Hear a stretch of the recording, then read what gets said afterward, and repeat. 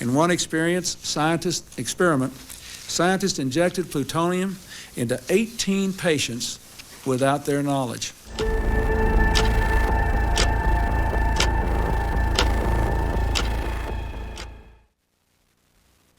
Next, President Clinton on human radiation experiments performed during the Cold War. 2 years ago, the president directed an advisory committee to look into more than 4,000 Cold War experiments. At this 25-minute briefing on the release of the report, you'll also hear from Energy Secretary Hazel O'Leary and Ruth Faden, head of the advisory panel.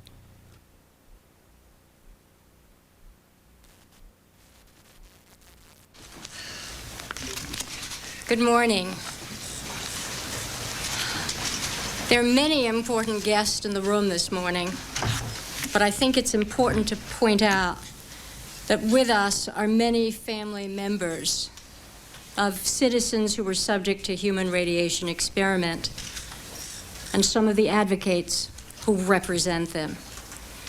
Their presence signifies that this administration's commitment to meeting our obligations of power, our willingness to share information, to respect the right of people to know the facts, the responsibility to limit secrecy, and that which is truly essential, and that is to make those who were wronged and harmed whole.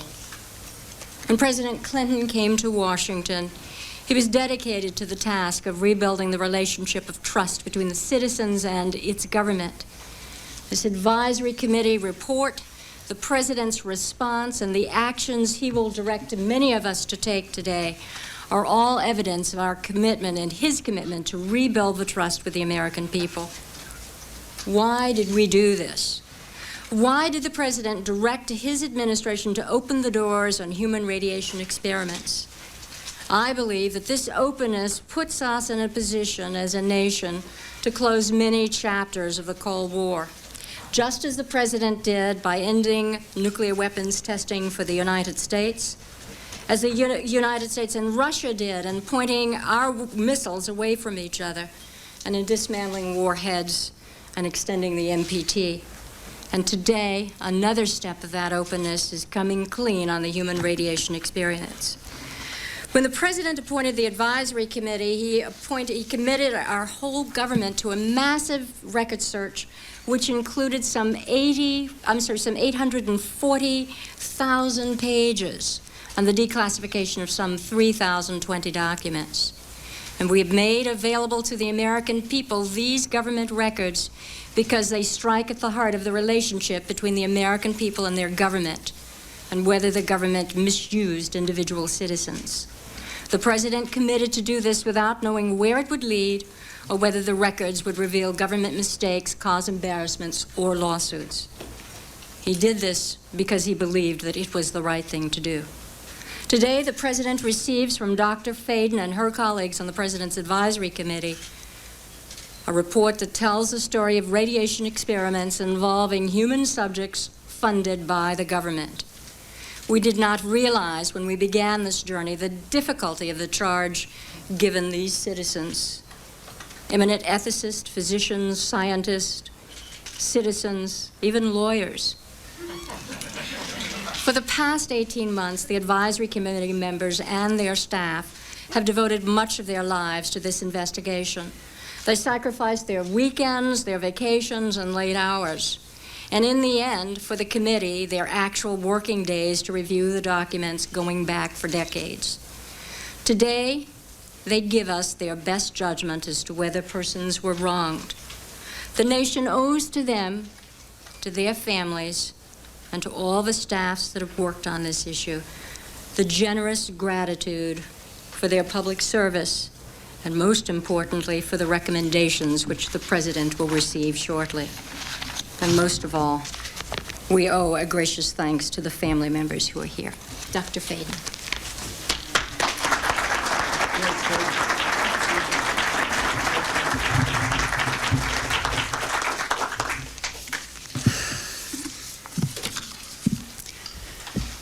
Mr. President, Secretary O'Leary, Attorney General Reno, Secretary Shalala, other members of the Human Radiation Interagency Working Group, On behalf of my 13 colleagues on the advisory committee, I am proud to submit our final report. We worked extremely hard over the last 18 months in order to inform you and the American people about what really happened to radiation research subjects in the Cold War period. With the assistance of federal agencies, private research centers and hospitals, and numerous citizens, we have assembled and reviewed hundreds of thousands of documents, many of which were previously secret. In 31 days of open hearings conducted in Washington and throughout the country, we have heard from hundreds of public witnesses. We have found that wrongs were indeed committed, both with experiments involving radiation and with intentional releases of radiation into the environment. In the pursuit of peace and the advancement of medicine, certainly two laudable goals, the rights and interests of individuals and communities were sometimes ignored. We found that government officials and physicians who had the trust of the public and of their patients abused that trust. Patients were used as subjects of experiments without their knowledge or consent. Information was withheld from affected communities and from the public. Secrets were kept to protect the government from embarrassment and legal liability. While the radiation doses in the experiments we studied were usually low, and officials and scientists were often concerned about risk, we do not believe that excuses the wrongs that were done. We urge you to do the right thing by those who have been wronged or harmed by these events. In our report, we recommend for your consideration guidelines for compensating former subjects.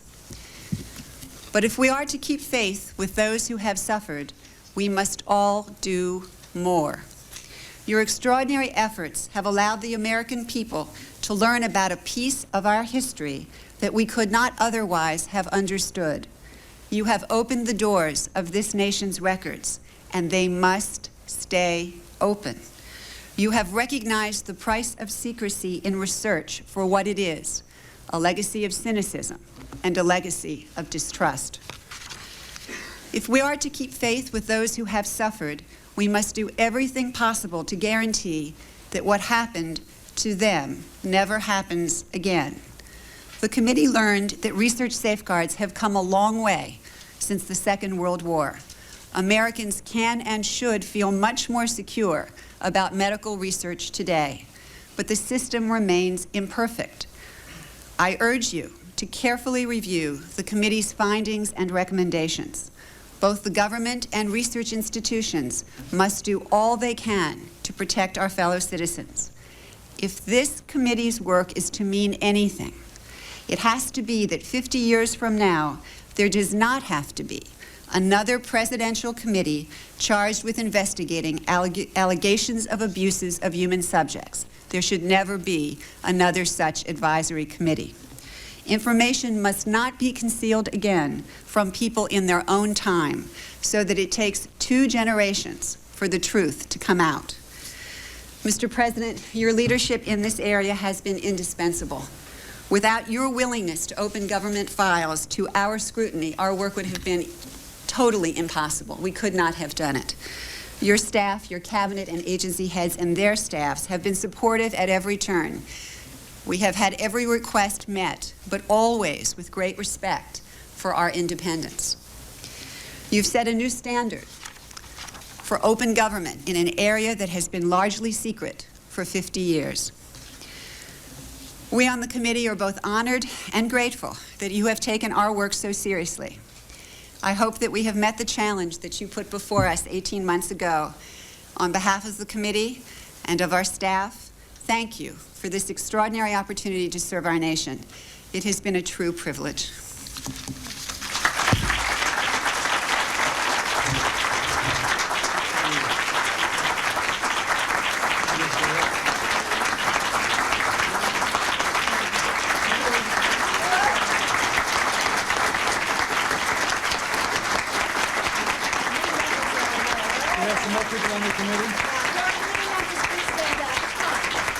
Will the other committee members please stand? Let's give them all a hand. They did an extraordinary job.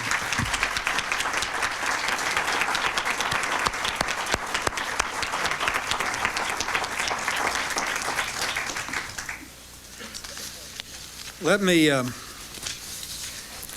begin with a simple thank you to everyone who participated in this extraordinary project and to everyone who supported them.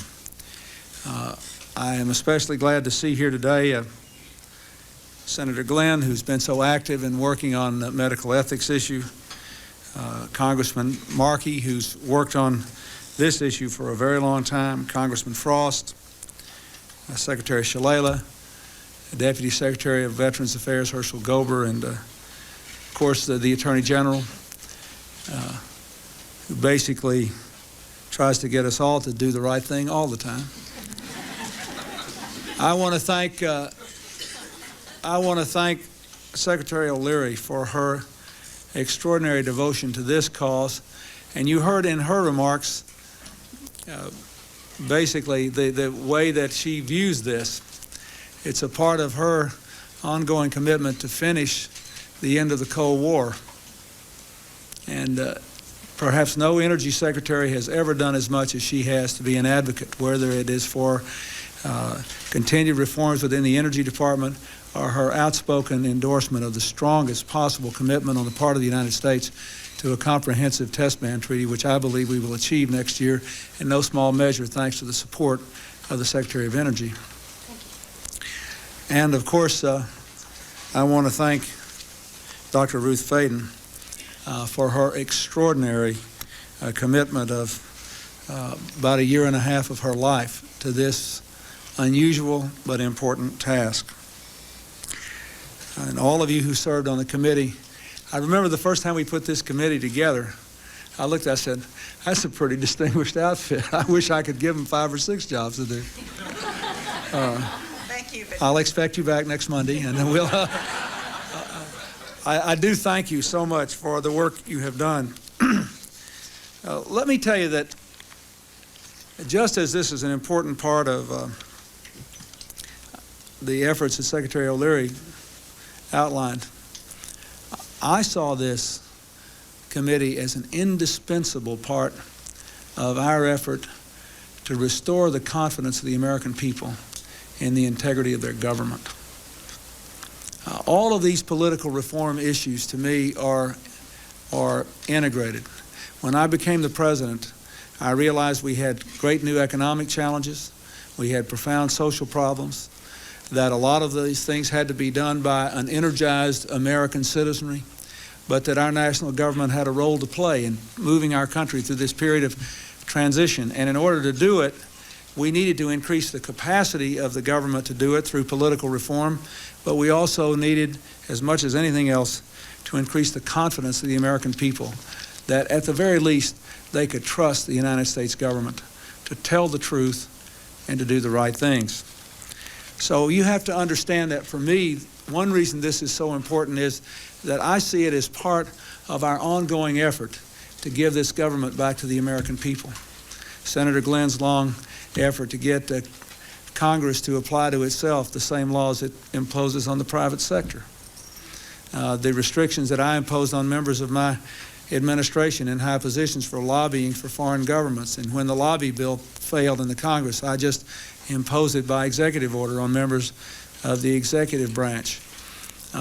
All these efforts at political reform, it seems to me, are important, but none of these efforts can succeed unless people believe that they can rely on their government to tell them the truth and to do the right thing.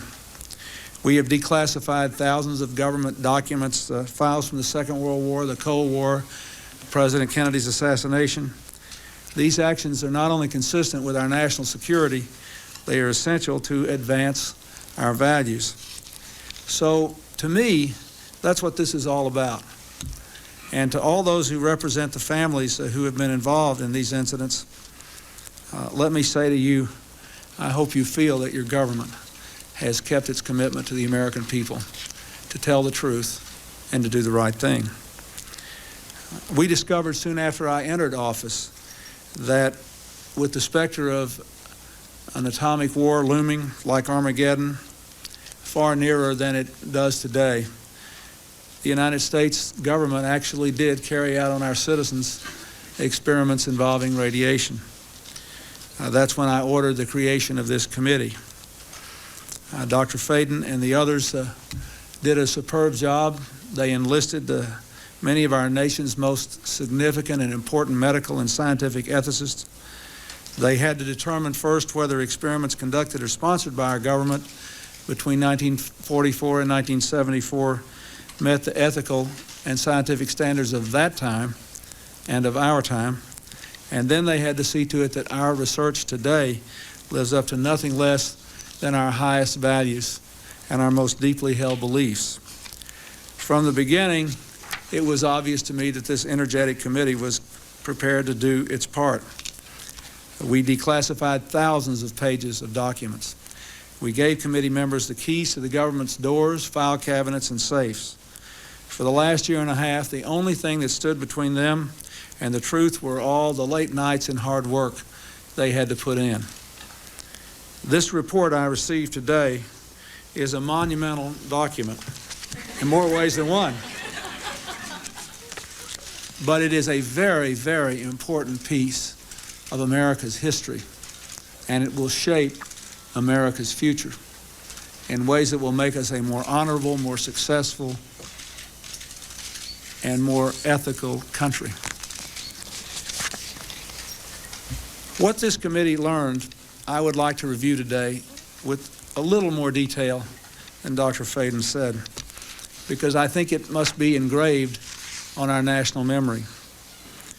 Thousands of government-sponsored experiments did take place at hospitals, universities, and military bases around our nation. The goal was to understand the effects of radiation exposure on the human body. While most of the tests were ethical by any standards, some were unethical, not only by today's standards, but by the standards of the time in which they were conducted. They failed both the test of our national values and the test of humanity. In one scientist injected plutonium into 18 patients without their knowledge. In another, doctors exposed indigent cancer patients to excessive doses of radiation, a treatment from which it is virtually impossible that they could ever benefit.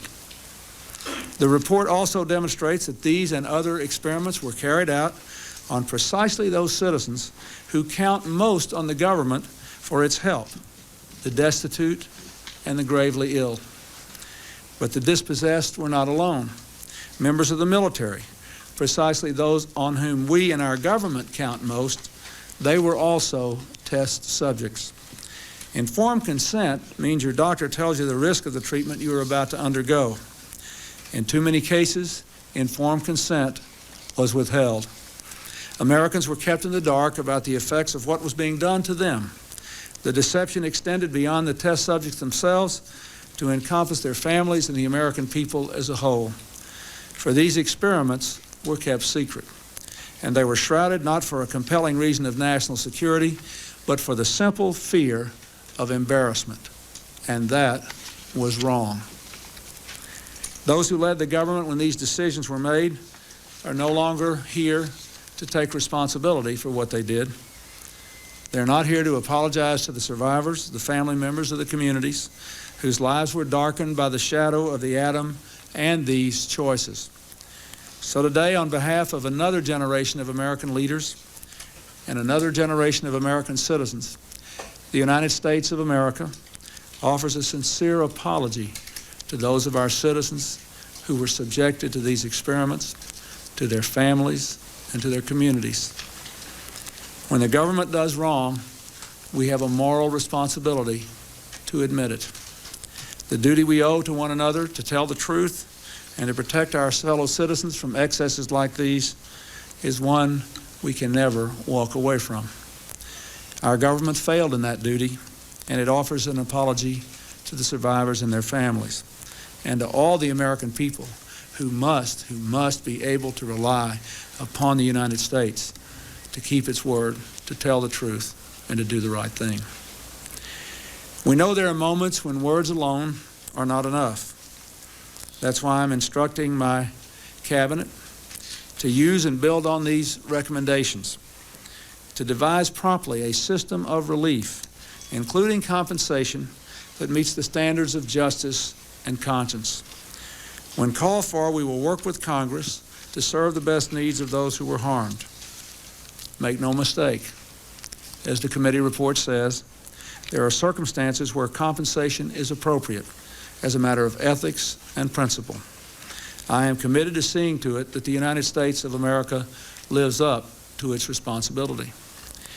Our greatness is measured not only in how we so frequently do right, but also how we act when we know we've done the wrong thing, how we confront our mistakes, make our apologies, and take action. That's why this morning I signed an executive order instructing every arm and agency of our government that conducts, supports, or regulates research involving human beings to review immediately their procedures in light of the recommendations of this report and the best knowledge and standards available today, and to report back to me by Christmas. I've also created a Bioethics Advisory Commission to supervise the process, to watch over all such research, and to see to it that never again do we stray from the basic values of protecting our people and being straight with them.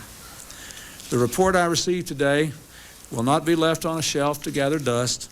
Every one of its pages offers a lesson, and every lesson will be learned from these good people who put 1.5 years of their lives into the effort to set America straight. Medical and scientific progress depends upon learning about people's responses to new medicines, to new cutting-edge treatments. Without this kind of research, our children would still be dying from polio and other killers. Without responsible radiation research, we wouldn't be making the progress we are in the war on cancer. We have to continue to research, but there is a right way and a wrong way to do it. There are local citizens review boards. There are regulations that establish proper informed consent and ensure that experiments are conducted ethically. But in overseeing this necessary research, we must never relax our vigilance. The breathtaking advances in science and technology demand that we always keep our ethical watchlight burning. No matter how rapid the pace of change, it can never outrun our core convictions that have stood us so well as a nation for more than 200 years now, through many different scientific revolutions. I believe we will meet the test of our times, that as science and technology evolve, our ethical conscience will grow, not shrink. Informed consent, community right to know, our entire battery of essential human protections, all these grew up in response to the health and humanitarian crises of this 20th century. They are proof that we are equal to our challenges. Science is not ever simply objective. It emerges from the crucible of historical circumstances and personal experience. Let us remember, too, that cynicism about government has roots in historical circumstances. Because of stonewallings and evasions in the past, times when a family member or a neighbor suffered an injustice and had nowhere to turn and couldn't even get the facts, some Americans lost faith in the promise of our democracy. Government was very powerful, but very far away and not trusted to be ethical. So today, by making ourselves accountable for the sins of the past, I hope more than anything else, we are laying the foundation stone for a new era. Good people like these members of Congress who have labored on this issue for a long time and have devoted their careers to trying to do the right thing and having people justifiably feel confidence in the work of their representatives. They will continue to work to see that we implement these recommendations. And under our watch, we will no longer hide the truth from our citizens. We will act as if all that we do will see the light of day. Nothing that happens in Washington will ever be more important in anyone's life affected by these experiments, perhaps, than these reports we issue today. But all of us as Americans will be better off because of the larger lesson we learned in this exercise and because of our continuing effort to demonstrate to our people that we can be faithful to their values. Thank you very much.